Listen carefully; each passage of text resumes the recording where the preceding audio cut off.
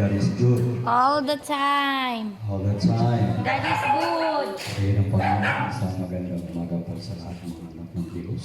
As what the Bible says, whether two or three are gathered together in my name, there am I in the midst of them.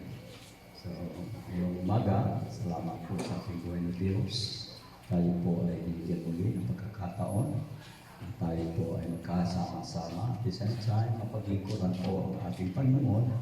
Yan po ang buong katungkulan ng mga anak ng Diyos na siya po ay paglingkuran, mamahalin, at susundin po ang kanyang kalooban. Hallelujah. Praise God. So, ating pong pagbubulay-bulayan mga kapatid ang mga salita ng Diyos dito po sa aklat ng Proverbs chapter 1. Muli Panginoon, kami po nagpapasalamat na binigyan niyo po kami ng ganitong pagkakataon upang ikaw ay makaniig, ikaw po ay makausap, at sa pamamagitan po ng iyong mga salita, ito po ang siyang nangungusap sa aming buhay. Tulungan niyo po kami, Panginoon, na ang iyong mga salita, ito po ang magbubukas ng aming pong pang-unawa upang malaman po namin kung ano po ang ganap at katalukuban na nais niyo po, Panginoon, mangyari po sa aming buhay. Kaya Lord, ngayong umaga, papasalamat po kami dahil narito po kami sa iyong tahanan, bagamat ang aming ibang mga kapatiran ay nasa paglalakbay, naghahanda. Ihatid ginawa ang kanilang mga presensya na maluwalhati upang sa gayon kami po ay sama-sama na mag-aaral ng iyong mga salita at bilang ito po, Panginoon, ang aming pulong pagkain, ang aming kalat. Salamat po ng marami sa iyong pong gagawin sa pamamagitan ng iyong mga salita. Ito po, Panginoon, ang magbibigay sa amin ng panibagong sigla at kalakasan sa aming po pananampalataya. Tanggapin niyo po, Diyos, ang aming pakiusap at pasasalamat sa pangalan ni Jesus. And everybody say, praise the Lord. Praise the Lord. Praise God. Hallelujah. So, ang ating pong bigyan mga kapatid ng buhay sa ating pag-aaral ay masumpungan po natin sa aklat ng Proverbs or Kawikaan, Proverbio. Amen. Ating pong pagbulay-bulayan ang kanyang mga salita. Magsimula po sa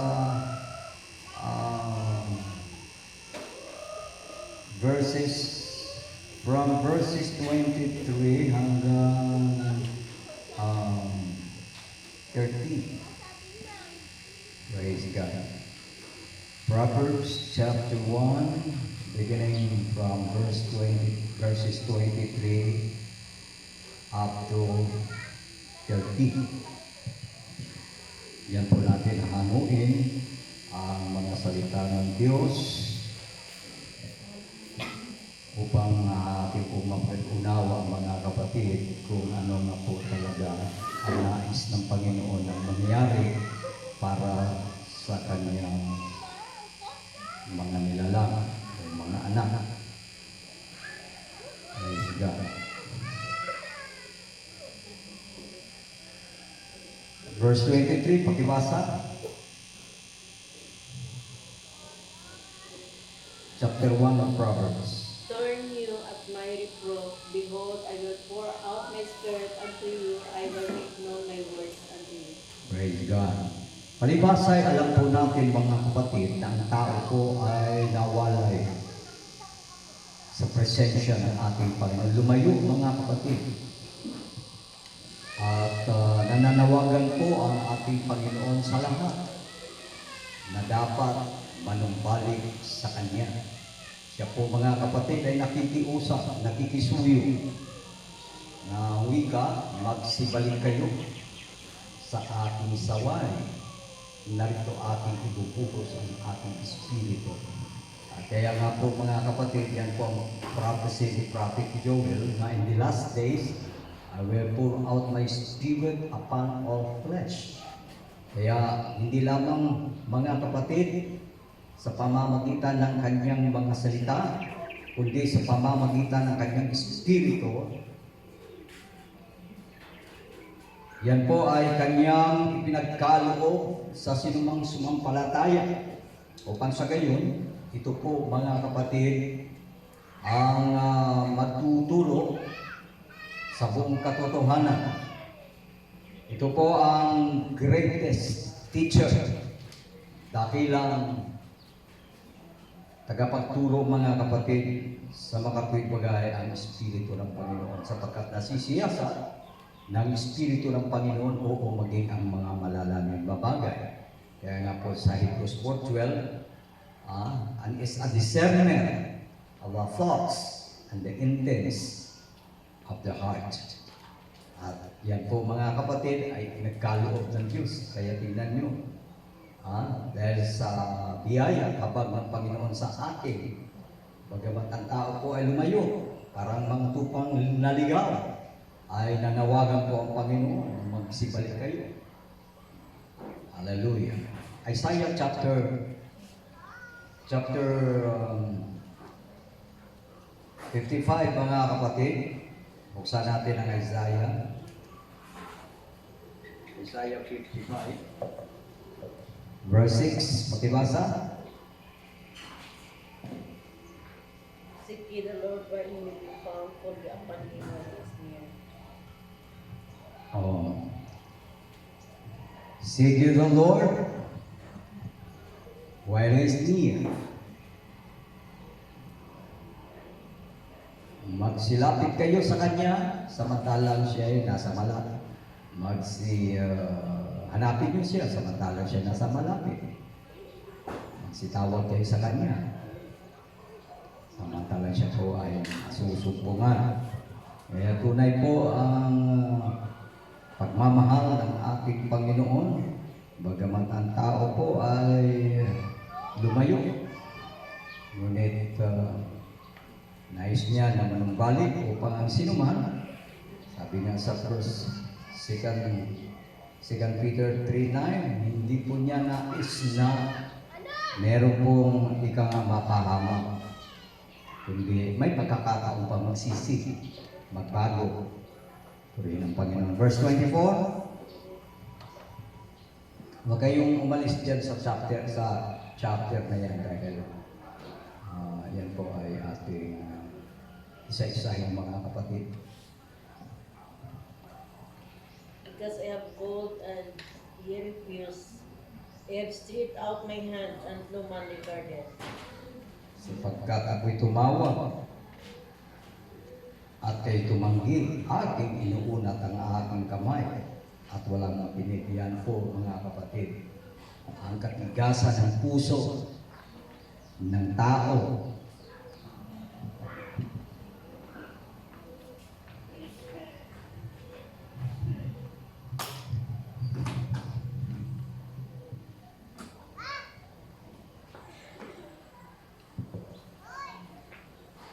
Ang tao po kasi mga kapatid, sabi ni Prophet Jeremiah, sabi niya, na kung papaano daw ang isang maitim na tao, isang Ethiopia, napakaitim, at yung leopardo sa kanyang batik, ganun tayo inihintulan mga kapatid. Bihasang gumawa ng masama, paano kayo makapagbabago? Hindi pwedeng maging maputi ang balat ng isang Ethiopia at yung batik ng leopardo talagang likas sa leopardo, may batik mga kapatid, hindi matatanggal yun. Kaya makapagbabago baga kayo na bihasang gumawa ng masama. Kaya ayan po ang problema sa tao mga kapatid na umiwalay sa Panginoon, napalayo sa Panginoon. Ano po, bihasang gumawa ng masama. No? Pero ganun pa man mga kapatid, nanawagan ng Panginoon. Kaya nga po, hindi namimilit ang Diyos Amen? Hindi po namimilit ang Panginoon na siya po ay ibigin at paglingkuran. Nais ng Panginoon mga kapatid, na paglingkuran po natin siya ng buong puso, na kusang loob na sa atin po ang pasya mga kapatid, na siya po ay ating mamahalin, siya po ay ating paghihiling pura. Di po namimilit ang ating Panginoon. Ganun po ang kabaitan ng ating Diyos. Dahil ang tao, sa pasimula pa lamang, binigyan niya po ng tinatawag na kalayaan. Kalayaan sa pagpili ng mabuti at masama. So, ang mga advices mula po sa kanyang mga salita, mga kapatid, na piliin po natin ang mabuti. Piliin po natin ang buhay, huwag yung kamatayan. Piliin po natin ang mabuti dahil may hahantungan at magandang kahinatnan ang ating kaluluwa kapag pinili po natin ang ikang mabuti. Kaya tingnan niyo mga kapatid, hindi nagkulang kailanman ang ating Panginoon. Everybody say, praise the Lord. Talaga namang sagana ang Panginoon sa mga paalaala. Kaya nga nung sa garden ng Eden, na bagamat sila nagkasala, lumabag sa ipinagbabawal ng ating Panginoon, ganun naman. Tinawagan pa rin sila ng Panginoon. Adan, nasaan ba kayo? Eva, sana kayo. Tinawagan pa rin ng Panginoon. Hindi pa rin itinakwil at pinagbayaan ng Diyos, kundi gusto niya pa rin umarap sila at gusto ng Panginoon na dapat kung sila may nagkamali, nagkasala, dapat magpakumbaba, aminin nila. Pero ang problema mga kapatid, nagtutulakan pa sila. Wala na umaamin. Grabe talaga ang tao, hindi umaamin. Tinanong ng Panginoon, bakit ika? Tinahin mo ba ika yung aking sinabi sa inyo na huwag mong pakialaman yung bunga ng punong kahoy sa gitna ng halaman. Ito ika si babae. O, tingnan niyo. Nung tanongin naman si babae, bakit ika naman ginawa mong gayon? Ito ay ika si Ahas. Hindi marunong umamin. Tingnan niyo. Kaya yun po mga kapatid, ang resulta, talagang sabi nga, nawalay sila. Sabi ng Romans 3:23, for all have sinned and come short of the glory of God. Sa lahat, ika nakasala, hindi nakapot sa kalwalatian ng Panginoon. Yan po mga kapatid. Kaya ang tao, eto na, binigyan pa rin ng Diyos ng ikang pagkakataon na nawagan siya, tumawag siya. Pero walang magawa ang Panginoon dahil tumanggi Ayaw nila Gusto man ng Diyos na sila ay maligtas, pero ayaw nila. Tingnan nyo, inabot pa ng Panginoon kanyang kamay. Ayaw din nilang tanggapin. Pinangaralan sila, pinayuhan sila, tinuruan sila, ayaw nang makinig. Wala talaga tayong magawa. Yan po mga kapatid. Ito sa Proverbs chapter 24, verse 25. Pakibasa. Hanggang 30 lang tayo. Proverbs chapter 1, verse 25. 26, 27, 28, and 30. Pakibasa ang 25. Wala kayong Biblia? For my counsel and brook none of my reproof. Tingnan nyo. Hindi ninyo inuwi sa wala ang buo kong payo at hindi ninyo inibig ang aking saway. Ganyan po mga kapatid. Kalupit ang mga taong ayaw makinig. Kaya nga, napakalaga talaga na mapakinggan ang salita ng Panginoon. Dahil doon nagmumula ang pananampalataya. Pero kung hindi mapakinggan, ayun na ito na nga ang sabi. Sabi, kundi yung inuwi sa walang upong payo at hindi nyo inibig ang aking saway. Kaya napariwara ang tao, napahamak ang tao.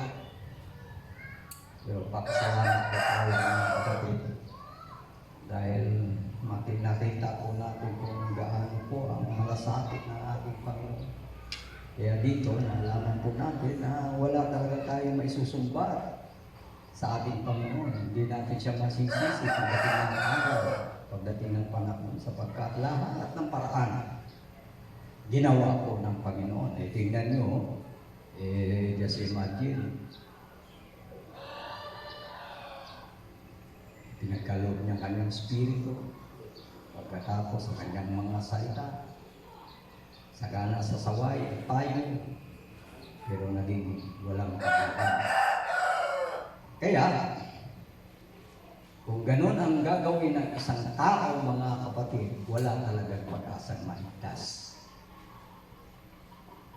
Kawawa talaga ang tao nito na ayaw tanggapin ang payo at sawaan ng Panginoon. Kaya, hindi talaga natin masisisi kapag ang Panginoon ay magalit. Ang tao naman mga kapatid, likas naman sa tao. Pagka nandiyan na sa tinatawag na kahirapan o kaya panganib, nandiyan na sa tinatawag na karamdaman, nakakaisip ng manawagan, tumawag sa Diyos. Pero ang malungkot kasi mga kapatid, kung paulit-ulit ang hindi natin, paulit-ulit ang saway ng Panginoon at taga nagbibingi-bingian po tayo, yan po ang masaklap dahil kapag pinatigas po, katulad kay King Pharaoh, tingnan niyo mga kapatid, halimbawa na lamang kay King Pharaoh. Si King Pharaoh mga kapatid, hindi lang naantig ang kanyang puso sa pamamagitan ng salita. Diba? Pinakitaan pa siya ng himala. Pinakitaan pa siya ng kababalaghan para magbago lang ang kanyang desisyon o kaya magbago ang kanyang pag-iisip na palalayain ang bayan ng Diyos. Pero ang nangyari mga kapatid, sa kabila ng maraming mga himala at kababalaghan na ginawa ng ating Panginoon, hindi pa rin, hindi pa rin siya pumayag dahil pinatigas ng Panginoon ang kanyang puso. Mahirap pala kapag patigasin ng Panginoon ang puso ng tao.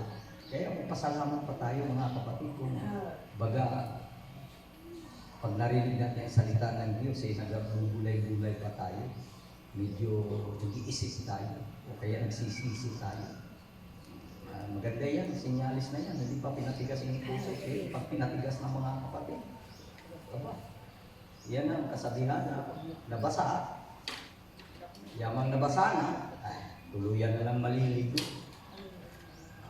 Yan ang kalimbawa mga kapatid kapag pinatigas ng Diyos ang puso ng tao.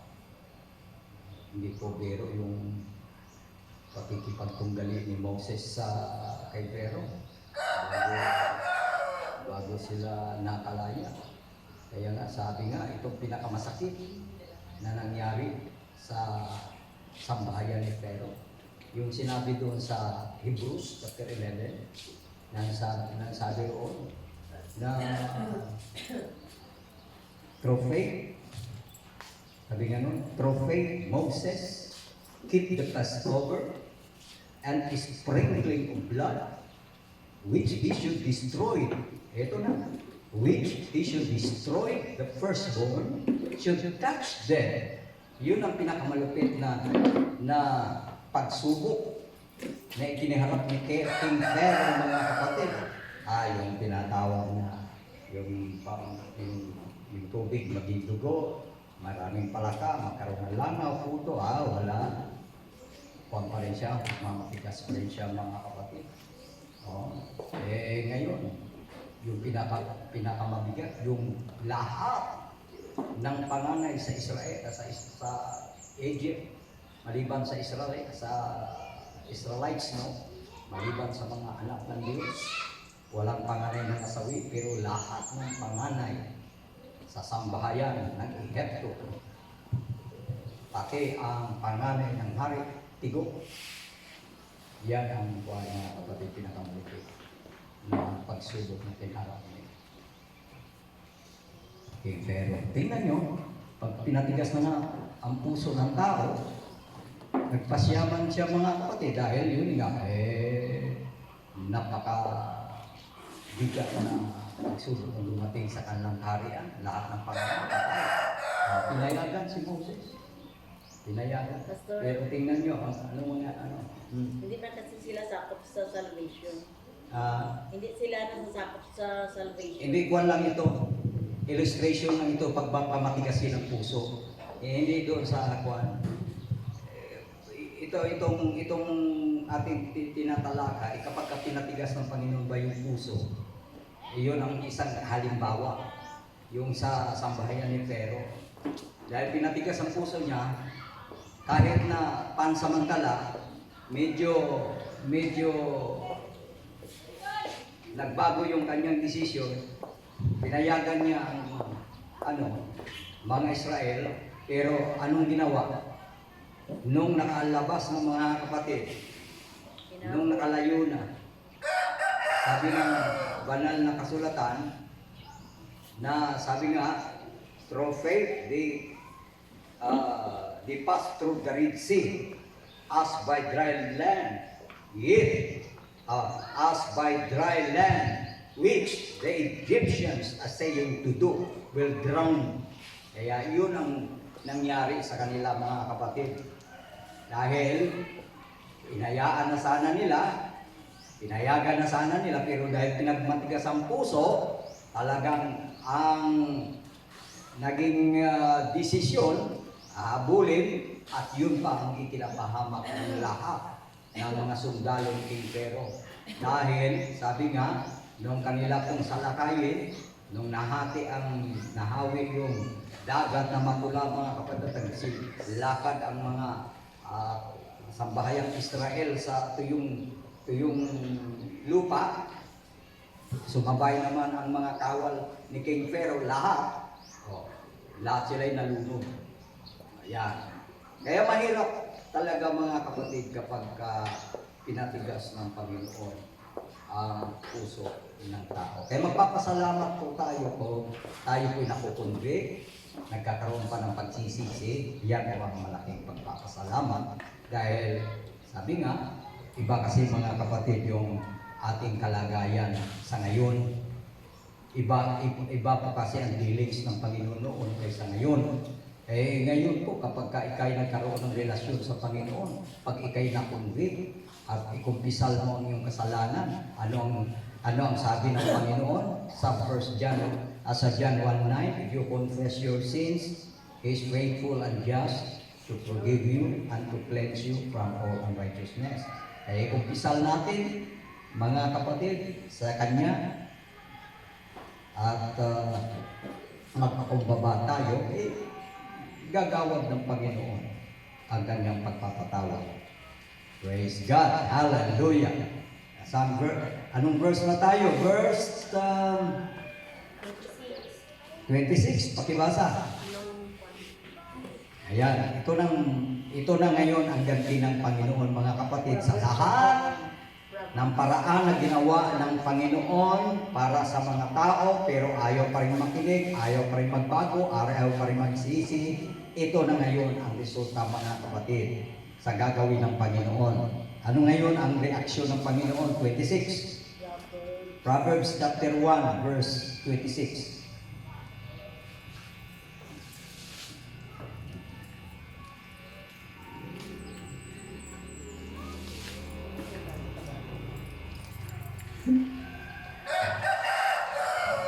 I also will laugh at your calamity. I will mock in your torment. Malupit. Mga kapatid, ang tugon ng Panginoon sa lahat, ginawa niya na ng paraan. Sinusuyo niya na, pinakiusapan niya na, pinanunumbalik niya, andyan pa yung kanyang mga paalala, lahat ng kanyang saway, yet ang tao ay nagmamatigas, ayaw pa rin magbago, ayaw pa rin sumunod sa kanyang kalooban. Kung kaya, ito na ngayon ang reaksyon ng ating Panginoon. Anong gagawin ng Panginoon? Ako naman ay tatawa. Ba, marunong nang umalakak ang Panginoon.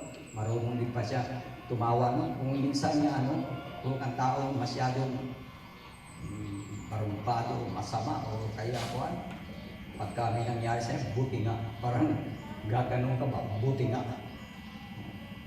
Pero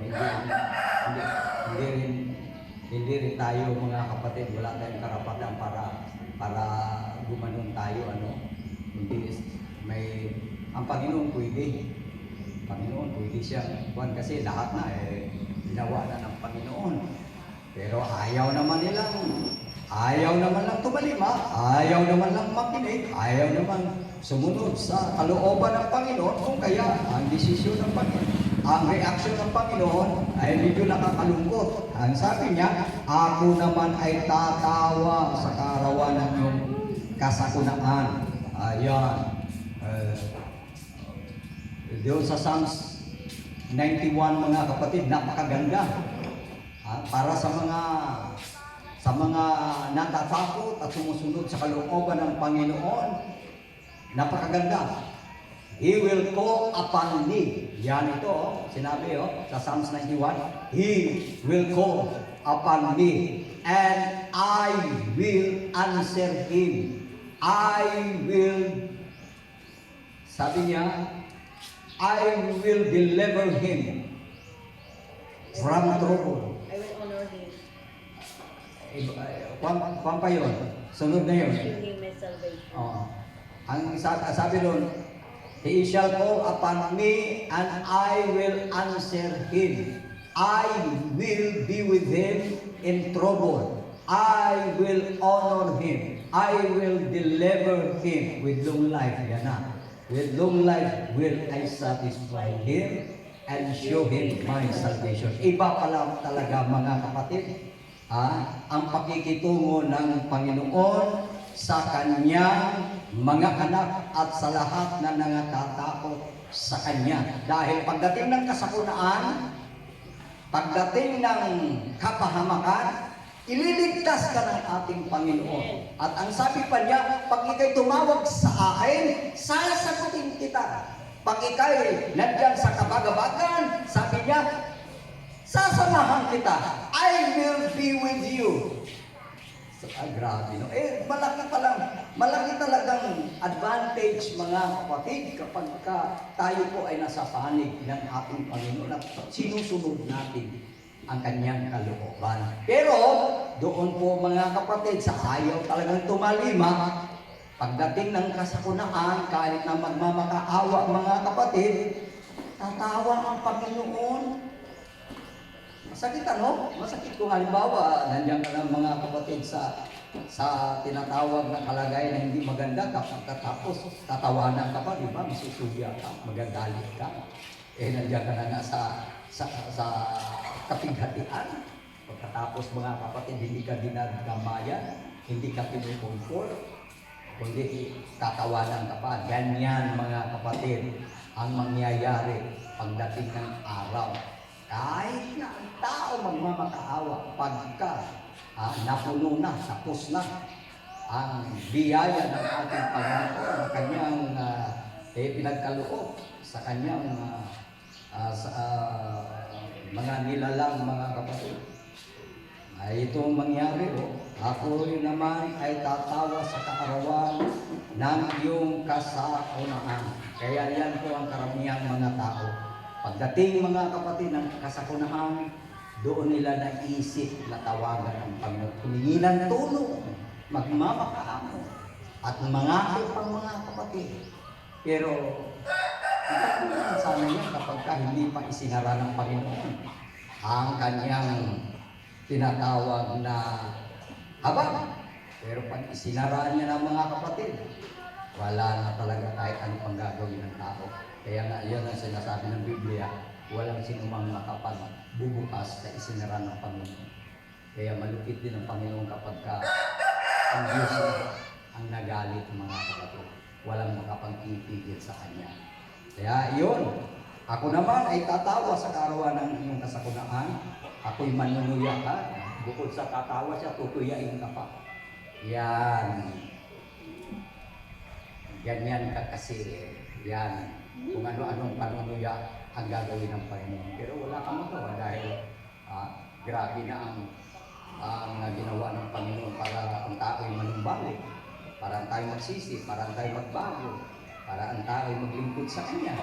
Mga kapatid, sa panahon lang na kailangan nila. Kaya nga, yun ang ano yung may kasabihan, mga kapatid, ginagamit na nila ang Panginoon o tinatawagan ang for emergency cases.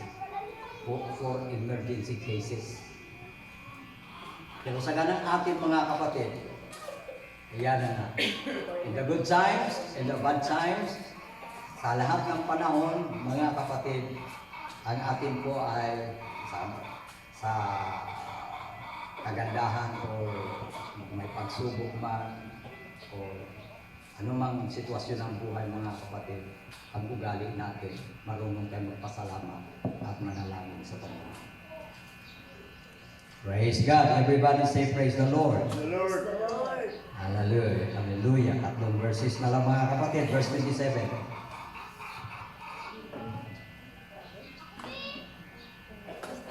Chapter 1 ng Proverbs. Yung mga Bible, pag nakita nyo, pasalan nyo kung anong lingwahe meron. Proverbs chapter 1, verse 27 na tayo. Hanggang 30 lang tayo.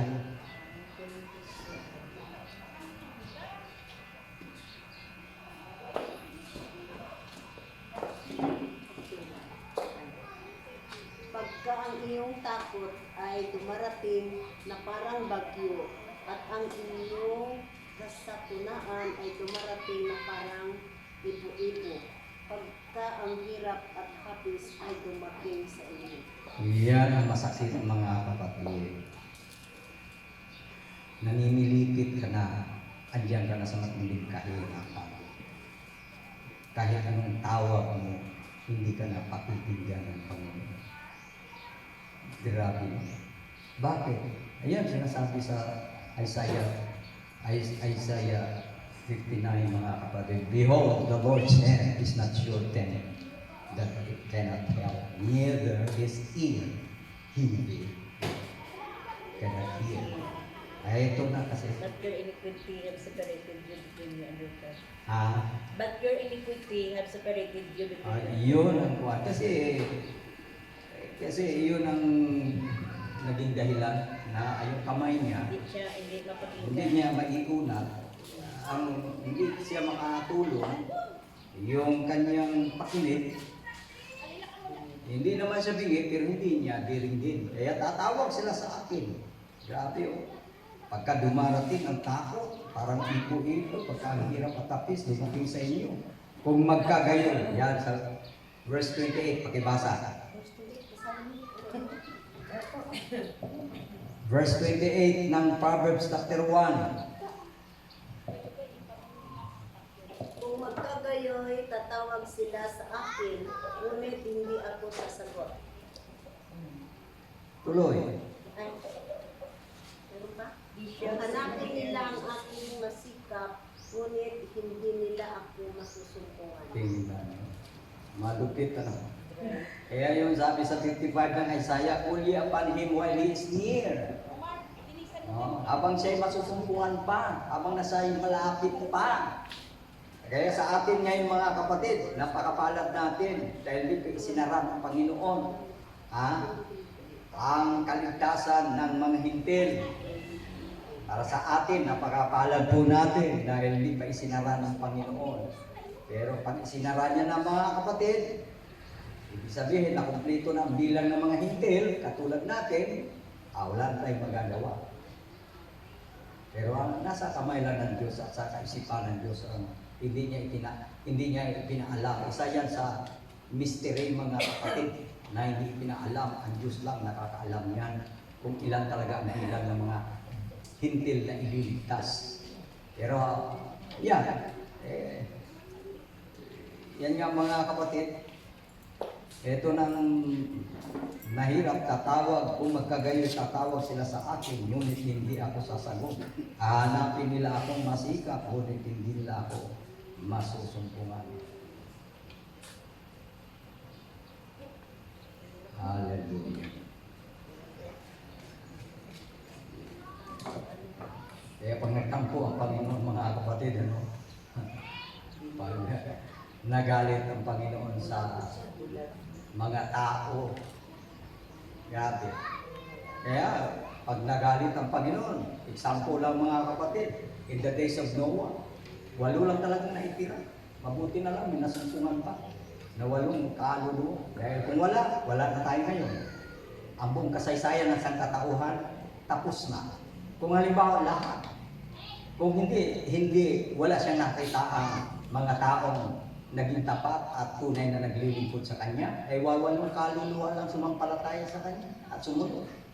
8 kaluluwa lang. The rest, buong sanglibutan.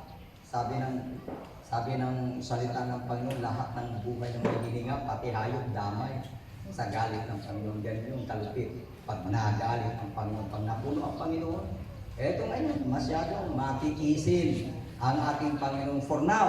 Pero darating ang Panginoon, darating ang panahon, mga kapatid, na hindi natin masusukat ang galit ng Panginoon. Walang kasing lupit na galit. Ang galit ng tao, mga kapatid, hindi pa yan. Pero ang galit ng Panginoon, pinakamalupit. Dahil, sabi nga, hindi niya na lulupulin ang tao sa pamamagitan ng tubig. Sa pamamagitan na hindi na tubig, kundi sa pamamagitan ng apoy. Malupit yung mga kapatid kasi sabi nga, ang karunungan ng tao, lumago na talaga. Kaka-invento na ng katulad ng mga nuclear, mga atomic nga lang mga kapatid, ang Nagasaki. Nako, malaki talagang pinsala. Ngayon yan, mga nuclear weapons na. Kaya paramihan sila ng gawa ng nuclear weapons, mga kapatid. Pag pinalipad yan, at talagang malulusaw, masusunog talaga mga kapatid ang mundo. Kaya matutupad yung sinasabi sa 2 Peter na nakalaan sa apoy. Ang sanglibutan matutunaw sa matinding init, mapupugnaw, malulusaw. Ayan mga kapatid. Kaya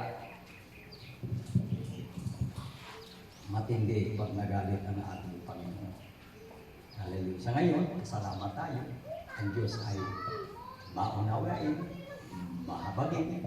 Lahat na lang ng pagtitiis, ginagawa ng Panginoon para masave lang tayo, para maagapan tayo. Diba? Magpasalamat tayo mga kapatid na ganun pa ang damdamin ng Panginoon. Pero sa pamamagitan ng ating pag-aaral, nalaman din natin kasi bagsik din pala ang Panginoon kapag nagalit. Walang makapagpipigil. Katulad yung mga kalamitan niya, galit yan ang Panginoon. Sino ba ang makapagpipigil ng kalamitan? Ang lindol, pwedeng sukatin kung gaano kalakas. Pero walang makapagpipigil dyan. Ang bagyo, kung gaano kalakas ang hangin. Pero walang makapagpipigil dyan. Yan mga gawa ng kamay ng Panginoon. Hallelujah! Everybody say praise the Lord! Praise the Lord. Praise God! Hallelujah! So, kung magkagayo, tatawag sila sa akin, ngunit hindi ako sasagot. Hahanapin nila akong bumsika, ngunit hindi nila ako masusumpungan. 29, sapagkat kanilang ipinagtanim ang aking kaalaman at hindi nila pinili ang takot sa Panginoon. Yan pala ang dahilan ng mga kapatid. Anong buong katungkulan ng tao? To fear God and keep His commandments. Pero ayaw nila sa mundo. Ayaw lang matakot sa Panginoon. Ayaw sila ng aking payo. Kanilang ginamit ang bukong saway. Grabe. May lakas loob pa ang tao na masyado namang suplado ang tao sa harapan ng Panginoon. Pero sabi ng Panginoon, hintay kayo. May panahon. Ang lahat ng bagay may kapanahonan. May panahon talaga na kapag tapos na ang ating programa, ating timetable na inilaan para sa inyo. Yan. Kaya mga kapatid, huwag nating hintayin ng Panginoon ay magalit. Kaya habang banayad pa sa pagkagalit ng Panginoon, mahabagin at maunawain, samantalahin na natin maglingkod. Ayusin na natin ang ating buhay. Palagpakan natin ang ating Panginoon. Hallelujah! Hallelujah! Praise God. Anong nangyari? Bakit wala pang ano na bang oras? Praise God. Hallelujah.